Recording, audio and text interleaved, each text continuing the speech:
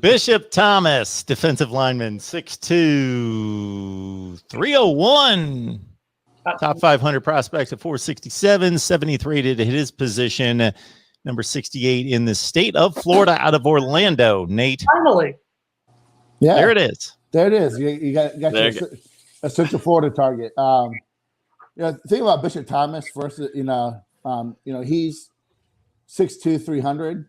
I think that, he's probably done in terms of growth-wise, like length-wise.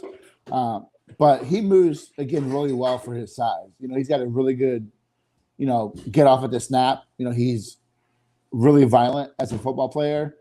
And he uses his hands really well. And I think that's what's going to help him come, even though, he's a 3-star. I think that's something that's going to help him transition to college easier, is he can tell he's coached up. And you can tell that he takes coaching. Just the way that when you watch him all, it's a highlight tape. But you just watch what he does. I really like his ability to use his hands, and the fact that he's missing a front tooth tells me that he's a worker.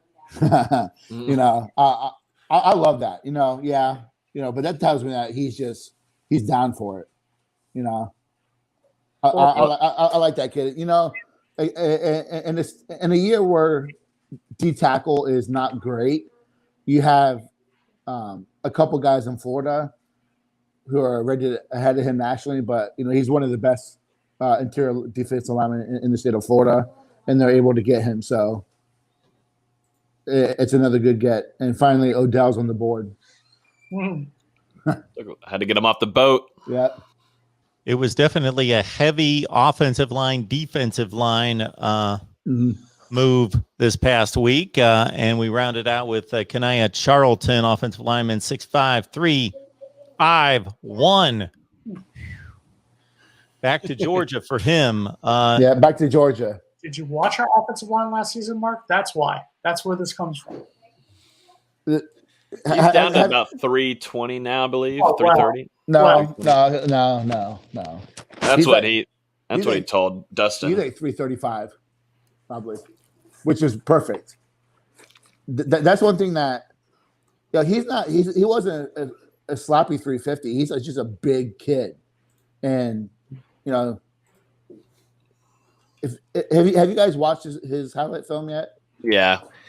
He's also in the realm, not as much I would say of Woody, but he's also in the realm of just kind of flinging kids off of him. Yeah, you would his nickname for me from now on would be IHOP because of all the pancakes. Like, he physically is dominating kids, and he comes from, again, a good program in Brunswick.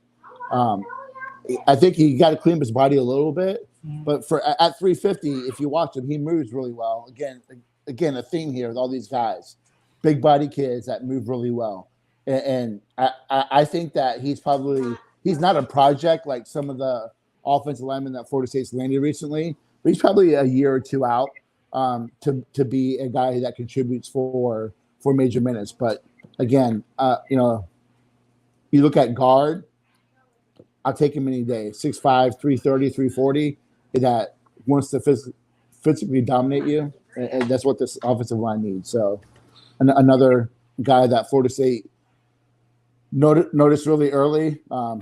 He kind of entertained Georgia Tech a little bit, but he came to Florida State so much and was working with FSU so much that it was going to happen sooner rather than later. Nate, I know that I'm going to ask this question, and Logan's going to consider me Peter. He's going to call me the Debbie Downer for asking this question, but it has to be asked. Yeah. Out of the 5 commitments that we got, do you legitimately right now believe that all 5, come December, come early signing period, will all still sign with FSU? Or do you think there are a couple of them, 1 or 2, that may at least get interest from other schools still, and may eventually defect? These 5, I would I think the only one that I would have a concern of, and I'm not really concerned about it right now, would be Bishop Thomas, and that's some things maybe off the field or some stuff off the field that he's got to clean up a little bit. Mm-hmm. But I think all these guys out of this group stays committed. I think that Jalen Early would be someone to watch if he does decide to jump on the boat. There's always going to be decommitments. It just happens that every program, not every kid that FSU has right now is going to be in the class. There's going to be some sort of decommitment. These 5, I would probably put Bishop Thomas 1, Woody 2, maybe because of the grade issue. The other 3, I think, are locked and loaded. Not really worried about those 3. Logan, I'll give you a chance to also answer that question as well. Do you agree with Nate that these 5 come to Florida State, or at least 4 of them? At least 4 of them stay committed to Florida State out of these 5. I'd say 4 out of 5. 4 out of 5. Nate has closer contact with these guys than I do, so I would just stick with what he says and what I read in the Discord,